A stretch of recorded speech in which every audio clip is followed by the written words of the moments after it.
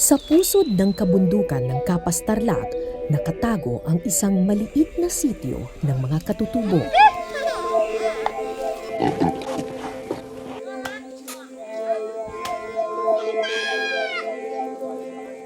Marami sa mga babae sa sityong ito may isang kakaibang sakit. Isang sakit na matagal nang burado sa maraming parte ng mundo.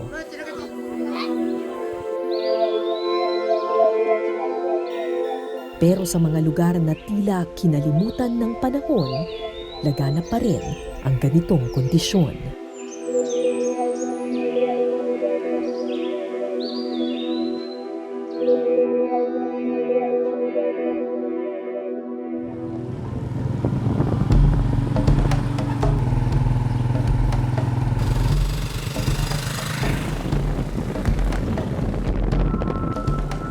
Sa totoo lang, di naman ganun kaliblib ang sityo Kawayan.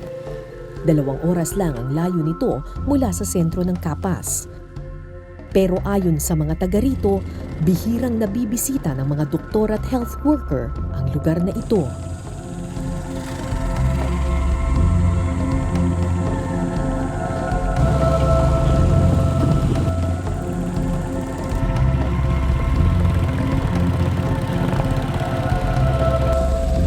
Makalipas ang ilang oras na bundok at tawid ilog,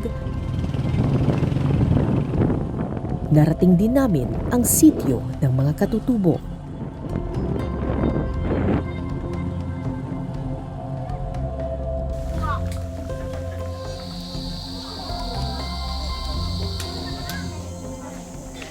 Dito sa sitio Kawayan, marami dun sa mga babae dito merong goiter.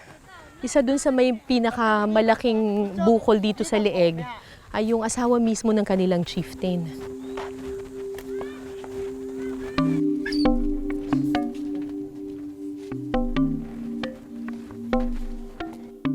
Hi, hello Tay. Kumusta po?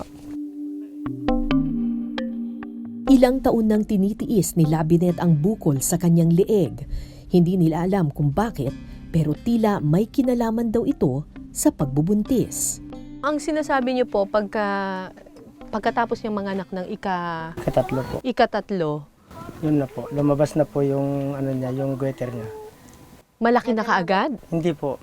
Nagsimula po sa maliit. Gaano kaliit po? Halos bukol lang po yung pinagsimulan niya. Aha. Tapos lumaki yun hanggang sa lumaki na po yun. Ano, tuwing nanganganak siya? Tuwing nanganganak sa lumalaki po yun. Noon kasi wala pa siyang binata pa siya, Dalaga pa siya? Dalaga pa siya, wala siyang goiter po. Goiter ang tawag sa kondisyon kung saan lumalaki ang thyroid gland na matatagpuan sa ating leeg. Masakit po? Masakit. Ha? Masakit? Sa anong masakit? Ito pag hinawakan dito, masakit? Ito po. Ha? Pag pumupunta sa... Ang masakit dito sa tenga. Pero ito mismo, hindi ito masakit. Pag pag magpasampu siya ng mabigat.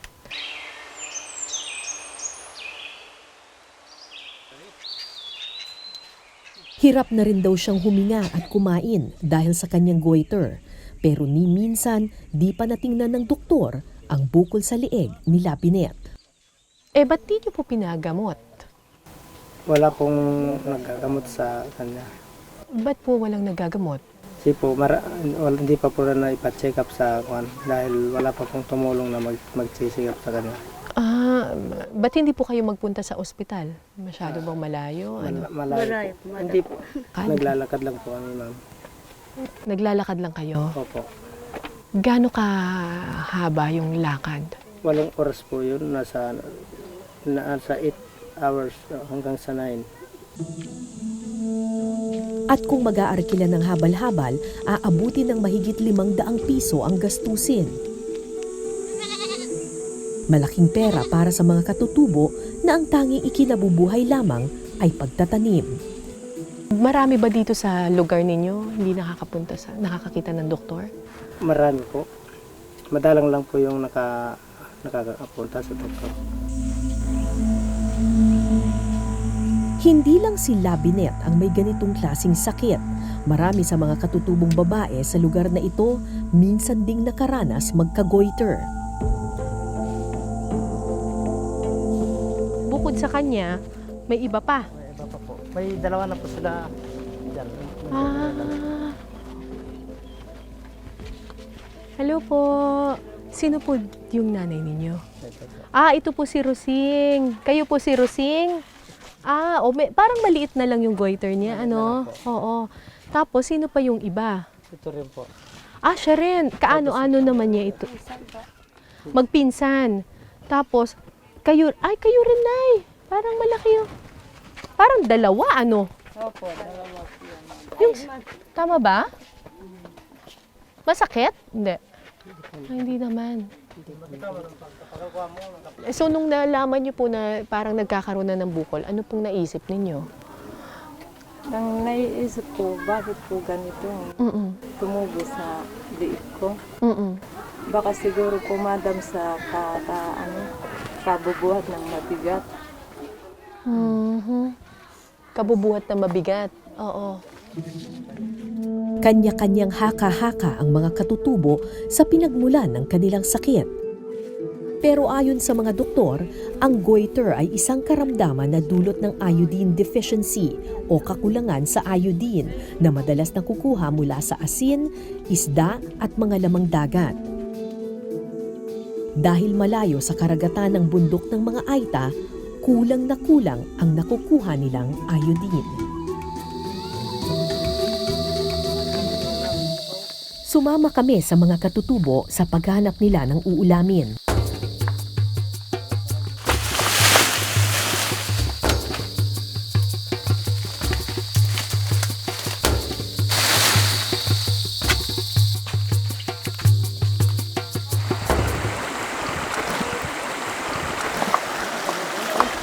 Pagkatapos manguha ng puso ng saging ng mga lalaki, nagtungo naman sa ilog ang ilang bata't matanda.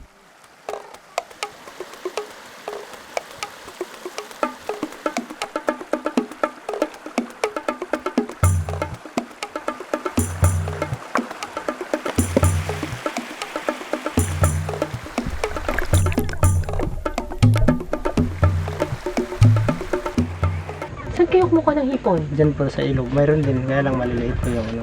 Tapos may talangka rin na maliliit. Oo. Marami rin dyan, kaya lang po. Yun lang po yung ulam namin. Tapos may ulam din kami na kung may kukuha po kami ng talbos ng kamuting gapang. Yun lang.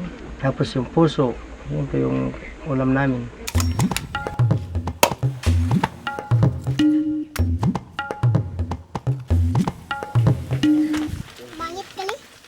Maswerte pa nga raw at may talangka ngayong araw.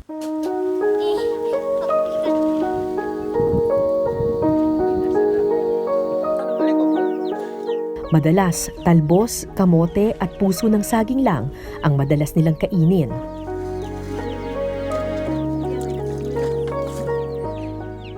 Halos burado na sa ibang bansa ang sakit na goiter dahil ito sa iodized salt program ng iba't ibang gobyerno.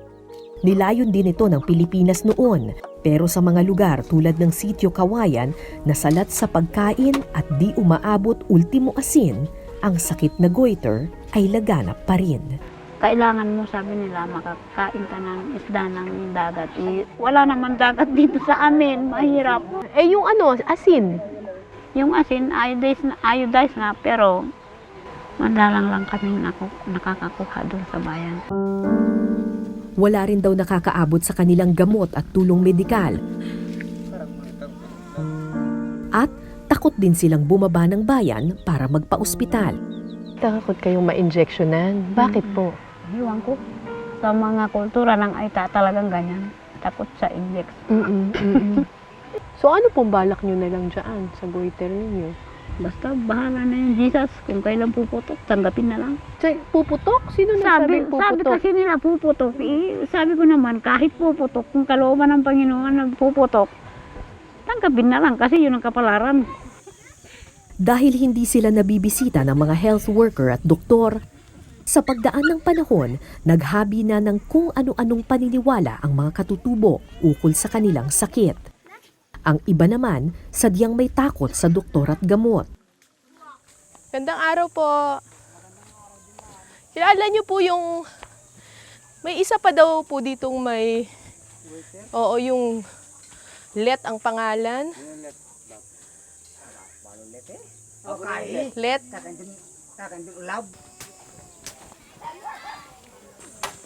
Gandang araw po.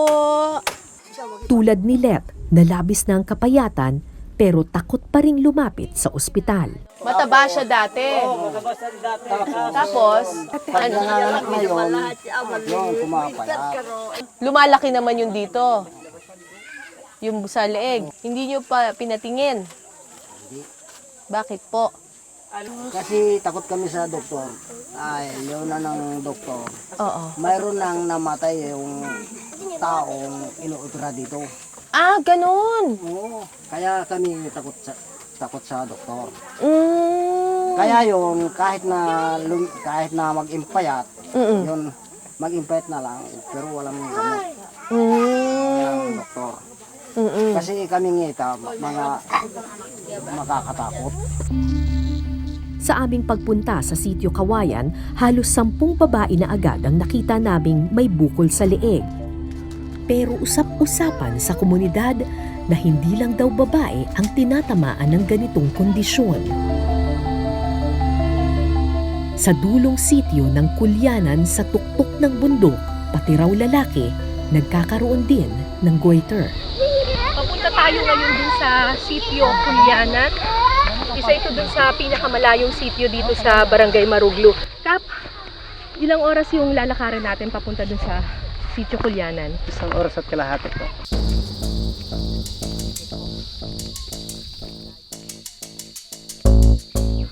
So yung mga nandoon, hindi na talaga nakakakita ng doktor or anuman. So hindi na po sila talagang nakakakita ng doktor dahil malayo po ang kanilang lugar. So kapag may sakit yung mga nandun sa taas, ano nangyayari? Ang paano po, pag nagkasakit po doon sila, minsan pinapasan na lang po dahil hindi naaabot po na sa sasakyan, ng motor. Eh pag walang magpapasan, Kung walang magpapasan, hinahayaan na lang po.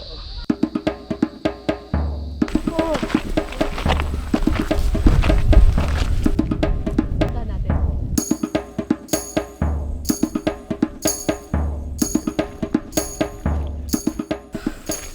Isang oras pa. 1 more hour. Kaya naman pala hindi ito pinupuntahan ng mga doktor at mga health worker. Sobrang layo.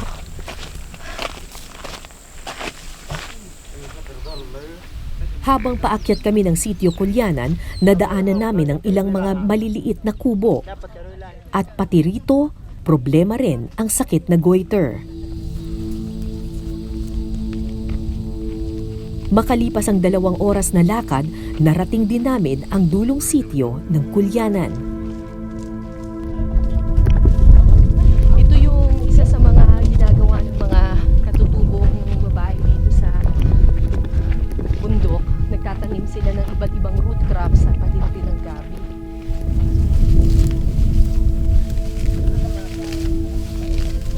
Mahigit 20 years na ang bukol sa leeg ni Junis Plata. Pero wala siyang balak na ipagamot o ipaopera ang kanyang goiter.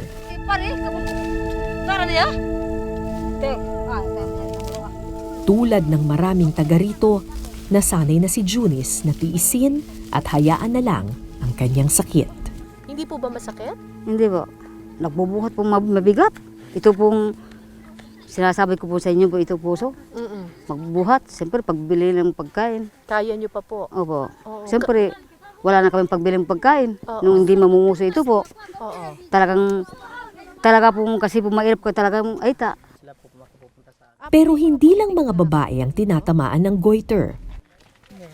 Tao po. Ay, gandang araw po, Nay. Ay, may lalaki pala. May goiter din? Pero hindi na nakakalakad? Hindi na po. Dati po malakas pong lumakad.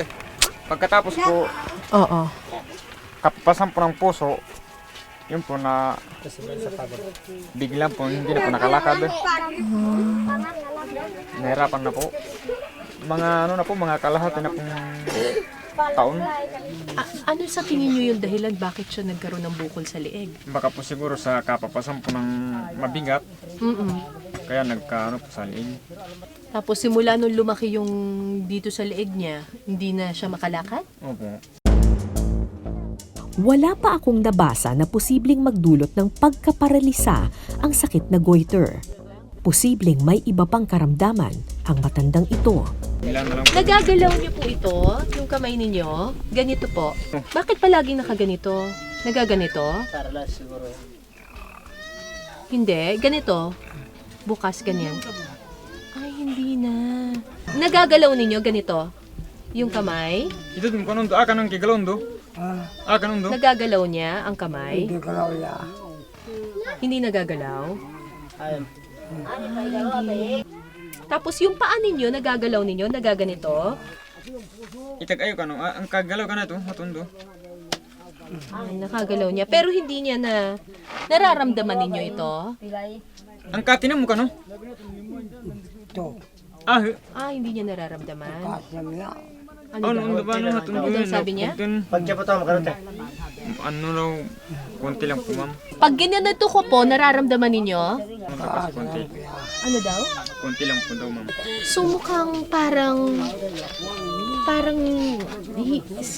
medyo paralyzed. Nagagalaw naman niya pero konti lang yung pakiramdam niya doon sa kanyang left side ng kanyang katawan. Hindi ba na stroke? Iwan ko po kung Sa kabila ng kanyang kondisyon, pinipilit pa rin ni Mang Duque na makapaglakad. Umaasa na balang araw, babalik din ang kanyang lakas.